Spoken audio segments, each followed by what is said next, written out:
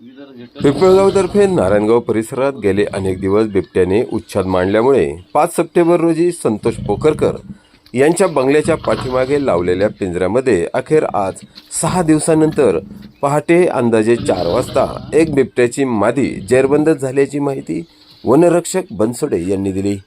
या ठिकाणी बिबट्याचा सततचा वावर असल्याने स्थानिक नागरिक उत्तम वऱ्हाडी, संतोष पोखरकर आदींनी पिंजरा लावण्याची मागणी केली होती। वनपाल अनिता होले, वनरक्षक पवार, वनरक्षक बनसोडे मॅडम, आपदा मित्र मास्टर ट्रेनर सुशांत भुजबळ यांनी या ठिकाणी 5 दिवसापूर्वी पिंजरा लावला होता। भक्ष्य म्हणून पिंजऱ्यामध्ये कोंबडी ठेवली होती, त्यामुळे अखेर ही मादी पिंजऱ्यात अडकली।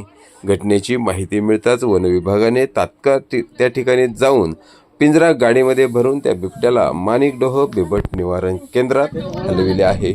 पिंजरा गाडीमध्ये टाकण्याकरिता वारे मामा, महेश चव्हाण, चंद्रकांत चव्हाण, रवींद्र चकवे, रोहिदास वऱ्हाडी, उत्तम वऱ्हाडी, गणेश वऱ्हाडी यांनी सहकार्य केले आहे।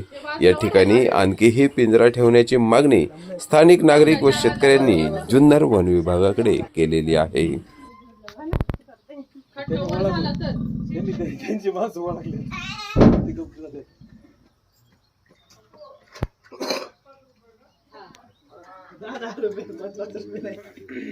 बाजूला वाढायला लागेल।